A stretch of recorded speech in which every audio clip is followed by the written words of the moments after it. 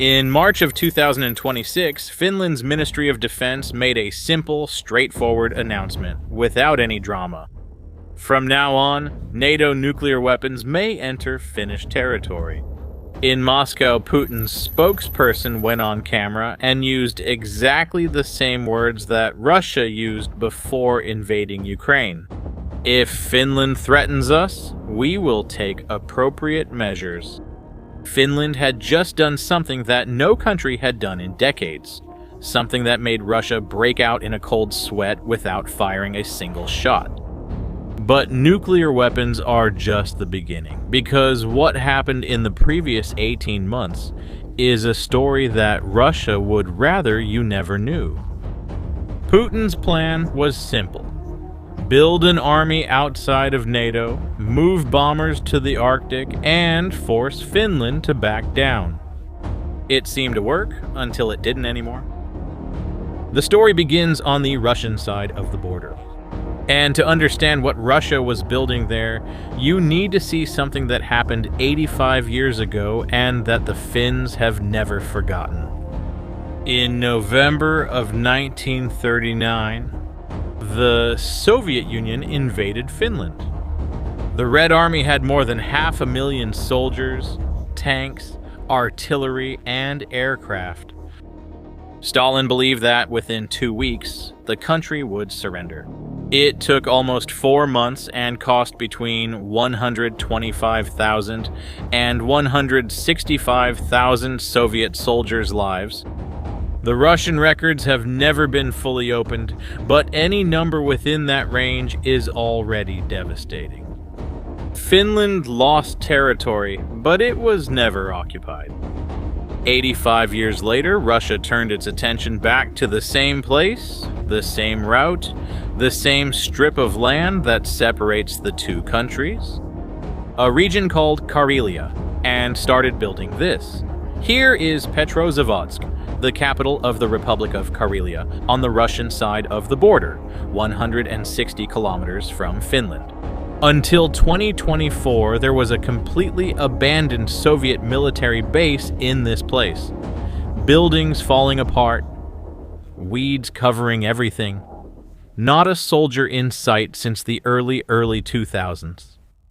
But in 2025, satellite images from the Finnish TV channel Yle showed something different.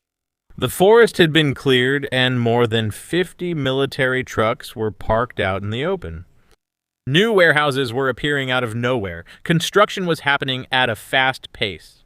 Russia was setting something up here, quietly, and Petrozavodsk was just the beginning. 110 kilometers from the Finnish border in Kondalaksha, satellites showed a completely new military town. It was being built with tents, warehouses, dormitories, a medical post, and even a water treatment station. All of this in an area that, just a few months earlier, was used only to store old equipment. The total cost of this program, 42 billion rubles, about $460 million, in a country that was already in the middle of a war. The goal to assemble the so-called 44th Army Corps, a new force of up to 15,000 soldiers positioned outside of NATO. But here's what the Kremlin didn't tell anyone.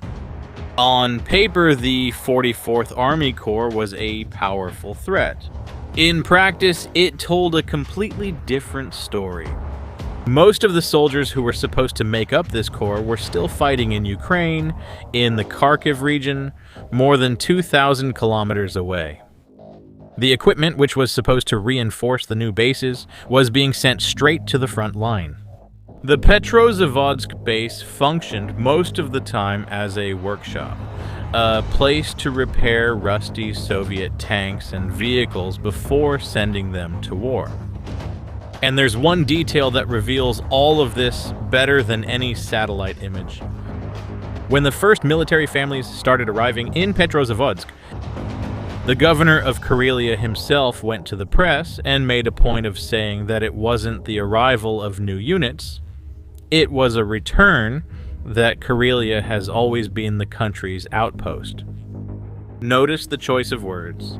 It's not defense, it's destiny. It's the same logic that Russia used to justify every war it fought. In other words, Russia was setting up the scenario of a threat without having the soldiers to back it up. And do you know why they decided to do that? Well, to understand that, you need to understand how Putin thinks. When Finland joined NATO in April 2023, that created a serious internal problem for the Kremlin. Putin had spent years saying that the war in Ukraine was a necessary response to NATO's expansion. But if NATO could simply expand, now with Finland, now with another 1,300 kilometers of border with Russia, his argument started to look flawed. The solution? Do what he has always done when he feels cornered. Show strength, intimidate, put on a military show, build bases, move planes, announce new armies. Show the Russian people that Russia is responding to NATO's provocation, even if the real soldiers are still in Ukraine. The problem is that a military show has real consequences, and the consequences that Russia didn't calculate were devastating.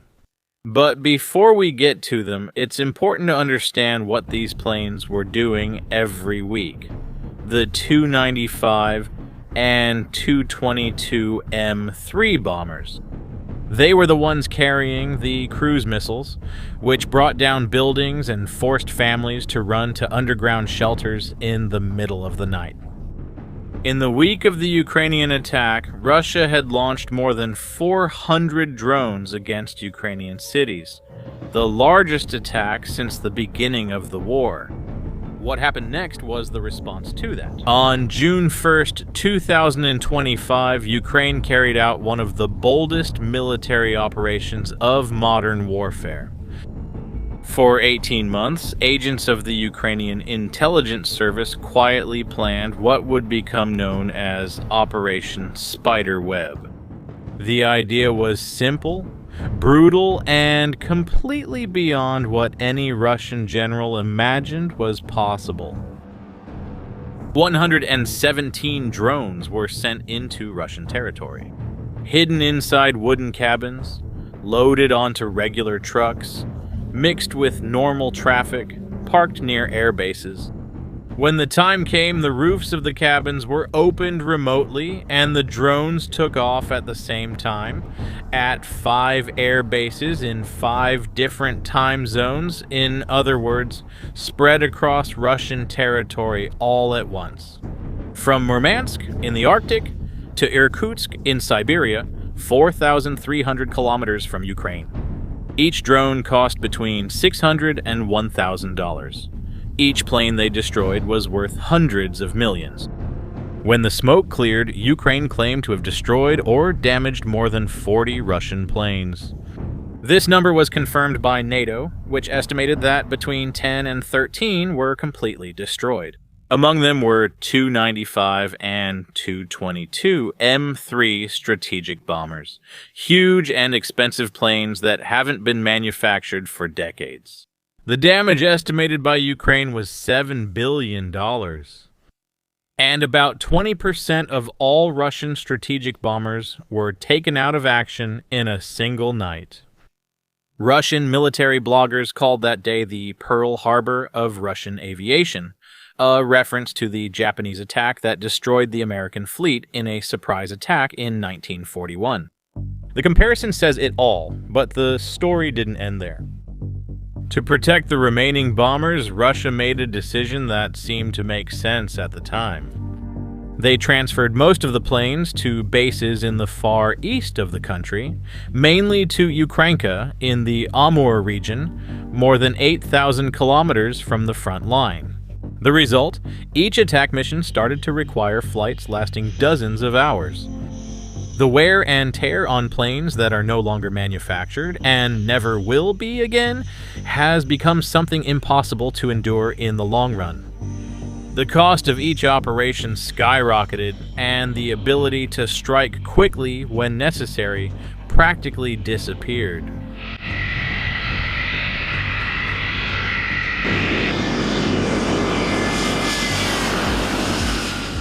Russia tried to protect its most powerful force and, in the process, made it almost useless. The Olenia base in the Arctic was one of the pillars of the Russian plan to intimidate Finland.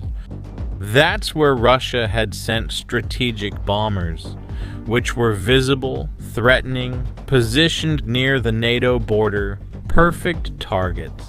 It was exactly there that Operation Spiderweb hit the first one. Every decision that Russia made, concentrating planes in the north, reinforcing bases near the Finnish border, setting up a presence that was supposed to look threatening. It ended up giving Ukraine precise, known, and accessible targets. But destroying the Russian planes was only half of the story. Now, back to the story. This is where Finland comes into the story again. It was quietly building something, and it's much more disturbing to the Kremlin than any drone. You see, most countries in Europe have spent the last few decades cutting military spending and relying on diplomacy. After the Cold War, it seemed like the era of major wars was over. Finland never believed that.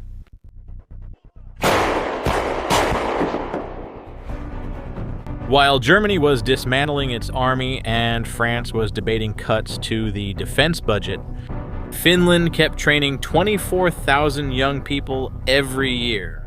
Every Finnish man has mandatory military service when he turns 18. After the service, he joins the reserve and stays connected to the military system until the age of 60. The result is decades of preparation that no other country in Europe can quickly replicate. Finland has the largest artillery force in Western Europe, 700 howitzers, 700 heavy mortars, and 100 multiple rocket launchers. More than France, more than Germany. And that's not limited to just weapons.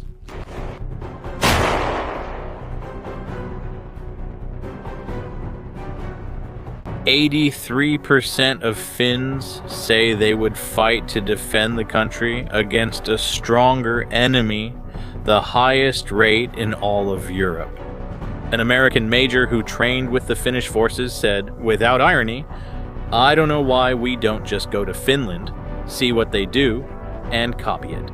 And there's one detail that sums it all up better than any number. They say that if you walk into any bar in Finland and shout, "Who here knows how to operate an anti-tank weapon?" all the men stand up. This was the country that Putin decided to intimidate. And Finland's response was not panic, it was not embarrassed diplomacy, it was firm, precise, and for the last 18 months, relentless. Finland bought JASSM-ER missiles, long-range cruise missiles capable of flying low and hitting targets inside Russian territory without being easily detected. Combined with the F-35 fighter jets, which will arrive in 2026, the most advanced fighter jets in the world today. This means that Finland can hit the same bases that Russia built to intimidate it. Together with Sweden, it formed a joint brigade trained for warfare in extreme cold, with howitzers positioned in Lapland, capable of hitting targets more than 50 kilometers away. It opened a NATO command center in Mikkeli, 90 kilometers from the Russian border, to coordinate Allied forces throughout the region. And it approved a railway connection through the Arctic to Norway, so that reinforcements can arrive by train instead of relying on difficult roads in the middle of winter. Every move by Russia triggered a Finnish response stronger than the previous one, but nothing was as serious as what happened in March of 2026. Back in 1987, Finland passed a law. It was a time when the country was trying to remain neutral, avoiding conflict with the Soviet Union. So the parliament decided it would be a crime on Finnish territory to import, manufacture, transport, store, or detonate any nuclear weapon without exception, not even in times of war. It was proof that Finland was out of this game. This law lasted almost 40 years, and then in March 2026, the Finnish government proposed to end it. The reason was straightforward. To truly be part of NATO's defense, Finland needed to remove the laws that prevented the alliance from operating on its territory. The Minister of Defense, Antti Häkkinen, said that the security situation had fundamentally changed since the invasion of Ukraine. If approved, and all indications are that it will be, NATO's nuclear weapons will be able to enter Finland, under 160 kilometers from the Russian border and less than 300 kilometers from St. Petersburg, Russia's second largest city. In Moscow, the reaction was immediate. The Kremlin spokesperson, Dmitry Peskov, went on camera, and he said that the measure creates vulnerabilities for Finland, and that if the country threatens Russia, we will take appropriate measures. It was the same language, the same tone, the same words used before the invasion of Ukraine. But this time, no one in Helsinki budged, and this is where we connect the pieces of this story. See, Putin spent years saying that NATO was the threat, that the alliance's growth justified his wars, that the neutrality of his neighbors was a line that could not be crossed. But every action he took produced the opposite result. This is the trap that every leader who acts out of ego instead of strategy will have to face. Every move to appear strong ends up creating exactly the threat they were trying so hard to avoid. Putin wanted to intimidate a neutral neighbor. What he created, well, was his best prepared adversary. And you, what do you think? Do you think Putin was wrong to try to intimidate Finland? Leave your opinion in the comments. If this video helped you understand something you didn't know before, share it with someone who follows the war. It's the best way to help the channel grow. Subscribe here and hit the bell. More is coming. See you next time.